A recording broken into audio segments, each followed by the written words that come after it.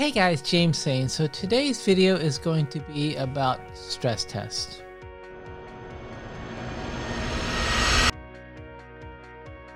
So this video is for the healthcare professional as well as for the non-healthcare professional so that you have an understanding about what is a stress test. Now, generally a stress test has been ordered because the patient's having some type of chest pain or chest discomfort, or perhaps they're being ruled out being cleared for some type of surgery. Now, keep in mind that the stress test is accurate about 80% of the time, which means it's inaccurate about 20% of the time. That's why it's not my favorite test, because it can be wrong both ways. It can say that there's a problem, and then you go to the cath lab and you don't check your cord, you have a heart catheterization. The patients don't have any blockages, and it can say it wrong the other way. It can say that there's no problem, but the patient keeps having chest pain. They end up coming to the cath lab and they have some significant blockage. So take that, with a grain of salt. So for the healthcare professional, when the patients, if you're involved with the patient having a stress test, as you look up your patient and find out the pertinent information, there's a couple of things that if the stress test has been ordered, there may have been some lab work pending, so you want to check to see if there's any positive troponins. So I can't speak for every hospital across the nation, but one healthcare system I worked at, if the patient had positive troponins, we were not going to do a stress test. Now, the stress test may have been ordered. The first set of troponins were negative, and the second set, was drawn after the procedure, after the stress test was ordered. But you don't want to be doing a stress test when somebody has positive troponins, or the physician can make the call. If he thinks that troponins are positive because they have renal failure, they have heart failure, there may be some other reason that they're going to go ahead and do it. But you certainly need to bring it to the physician's attention, because most of the time the answer will be no. The patient's going to have heart catheterization. Additionally, if you have a positive D-dimer, if you have an elevated D-dimer, so that's a breakdown of clot degradation. So what that leads you to think is, does the patient have a pulmonary embolus? You certainly don't want to be doing a stress test on a patient that has a pulmonary embolus. So if you see a positive D-dimer, then you need to check, did the patient have a VQ scan? Did they have a CT angiography of their chest to rule out PE? So what does it mean when the patient's going to have a stress test? And so there are some hospitals where the patient goes for the stress test and then they're just gone for the 4 or 5 hours, and then they go back to the room. So that doesn't raise a lot of questions for the healthcare professional, because there may be other tests, other things, other events happening with the patient, and you have to work around the patient's leaving the floor, coming back to the floor, going down the stress lab, coming back to the stress lab, going to the nuclear med lab, coming back. And also always a big question, when can the patient eat? So from the 1,000-yard view, there's two basic types of stress tests. There's a simple stress test, and then there's a nuclear stress test. So on the simple stress test, the patient will just walk on a treadmill, hooked up to EKG and blood pressure, and you're exercising for a target heart rate, which is 220 minus age, and then multiply that by 0.85, because you want to hit 85% of the target heart rate. While you're hooked up to EKG and blood pressure, looking for EKG changes, looking for chest pain. So that's the simplest of stress tests. But oftentimes you're doing a nuclear stress test. Well, before I get into that, so there's also an uncommon, sometimes you do an echo stress test, a dobutamine echo stress test. It's not that common, so I'll skip that. But for the nuclear stress test, that falls into two categories. The patient's going to get a nuclear injection. It's Sestameb's the drug. It's injected by the nuclear med tech, not by the nurse. You can't inject that. And you have an injection twice. So the patient gets injected while they're at rest. All right, so let me back up and say, so on a nuclear stress test, it's either going to be a nuclear stress test that's exercise, or a nuclear stress test that is simulated exercise. So why do we simulate exercise? I would say the majority of people can't walk on a treadmill. I mean, they can walk on a treadmill, but they can't walk on the treadmill. In a stress test, the treadmill is going to control you. You, the patient, the nurse, you aren't going to be controlling the treadmill. It's going to get steeper and faster. I think it was every 3 minutes. It gets steeper and faster, and that doesn't get particularly fast. Well, everything's relative. Maybe it does get really fast for some patients, but it does get pretty darn steep. I'd say 95, 98% plus patients cannot walk on the treadmill the way the treadmill wants to control you. Now, like if you're a runner, like if you run every week, then yeah, you can probably do a treadmill stress test. So if you could walk out the door, I mean, you know, maybe you're having chest pain, but like if yesterday you can walk out the door and run a mile, 1 to 3 miles, then you can probably do the treadmill stress test.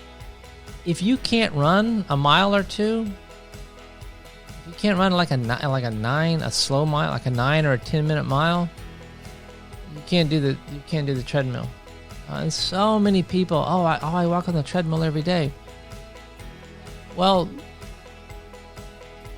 that may be true, but you walk on the treadmill at the gym differently than the way this treadmill's going to work. So the majority of the stress tests are simulated exercise stress tests. And it is a nuclear medicine stress test. So what's involved with that? So you get 2 injections of nuclear medicine. Sestamebe, it has an affinity for the heart. It wants to go there and collect.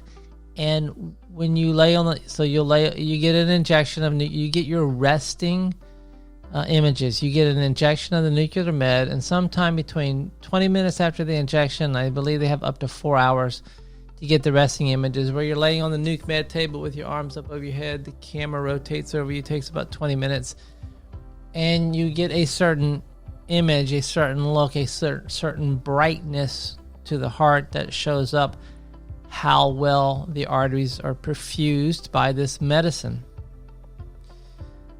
So that's what your heart perfusion looks like at rest. And we get to the exercise portion in a second, but what it compares to is at some point later in the stress test, when you're exercising or you're doing simulated exercise, you get another injection of nuclear med, and your arteries should dilate because you're exercising, or in this many cases, we're simulating exercise. We're giving medicine that dilates the arteries. Now, if you have plaque or blockages, well, those, wherever that plaque or blockage is, it doesn't dilate like healthy tissue. And then that shows up when you compare the first set of nuclear images compared to the second set of nuclear images. Now, is there a skill? It's a skill to reading images, just like there's a skill to starting an IV. There's a skill to putting an NG tube in a patient. There's a skill in a physician doing a heart cath. So it's not always just like cut and dry and clear, but that's the theory of doing a nuclear stress test. For the nurse or the person taking care of the patient's usually NPO, nothing to eat or drink. And the question always, when can my patient eat? After the exercise portion is over, that's when the patients can eat or drink. So it usually follows the pattern. Like if it's a nuclear stress test, the nuke med tech does their investigation to make sure it's an appropriate test, to make sure they haven't had one somewhere else in the last 6 months, to make sure that they didn't get some other type of nuclear med injection recently. You can only get so much. And so the patient, they'll get injected with their nuclear med, and usually within the hour they try to do the resting images. Resting in that the patient was not exercising. And oftentimes it has, like the stress people in the stress lab, they're not involved with that at all. The nuke med tech's just communicating, I've completed the resting images. You can bring Mr. Smith or Mr. Jones down. I'm ready to do the exercise portion. And so after the patient has had their resting images, now they're ready to come to the stress lab. And so the patient will come down and they will either exercise on a treadmill to reach their target heart rate, and when they reach their target heart rate, they'll get injected with the nuclear medicine, and they'll probably continue on the treadmill for another minute or two. And then sometime in the next 20 minutes to 4 hours, they'll get their second set of pictures. So the physician can compare the first set to the second set and determine if it's, if there's a problem or not. So after that exercise portion, that's when the patient can eat a drink. So additionally, so many patients cannot walk on the treadmill. And we use medication to simulate exercise. Most stress labs are either going to use adenosine or they're going to use regadenoson. The other name for regadenoson is Lexiscan. I've never done stress tests where I've used adenosine. Actually, the hospital where I work now, they use adenosine in the cath lab. A lot of people in the stress lab. A lot of hospitals have moved away because Lexiscan or regadenoson has a more favorable side effect profile. It doesn't cause as many negative side effects for the patient. And patients really, I've done it so many times. I talk to patients about what does it feel like when you get this injection, and it's very difficult. It's very difficult for them to put it into words. They just, I feel funny. I feel strange. And a number of people, usually they have there's a GI component where they may feel a little sick to their stomach.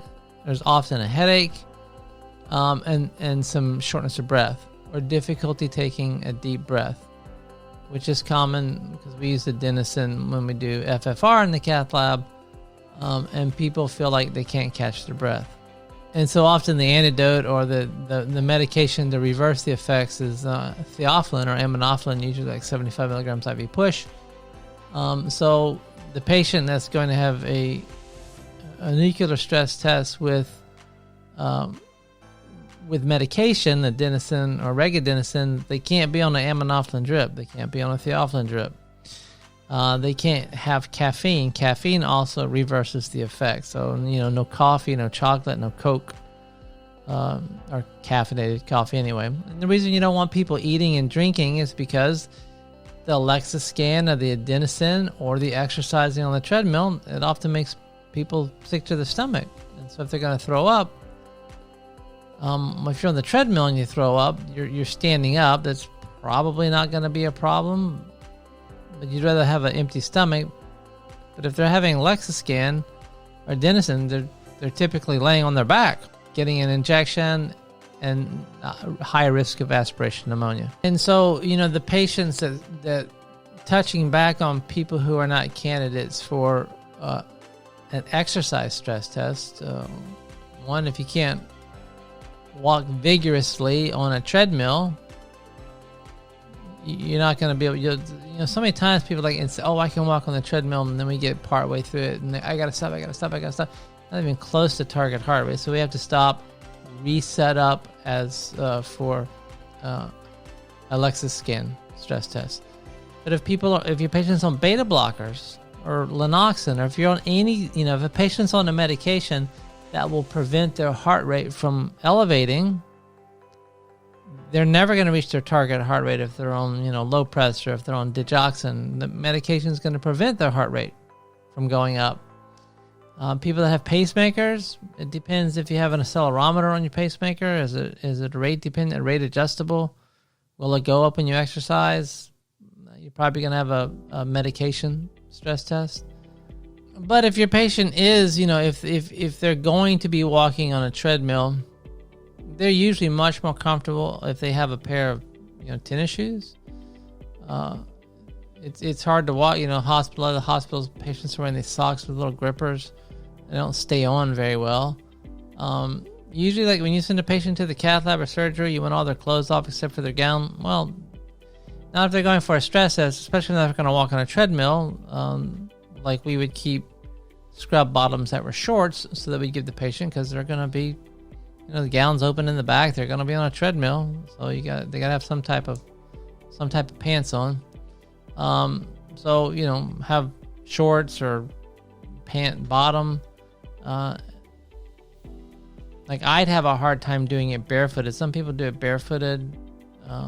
It's just easier.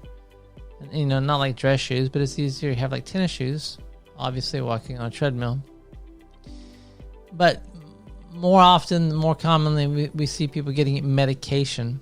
So to recap, you got to be NPO until you're done with the exercise portion. Most of the stress tests are going to be nuclear stress tests. You're going to get 2 injections.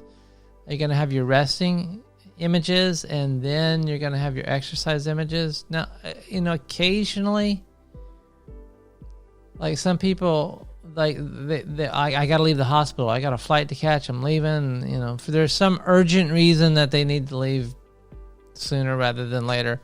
On rare occasion, the physician will do the exercise portion first.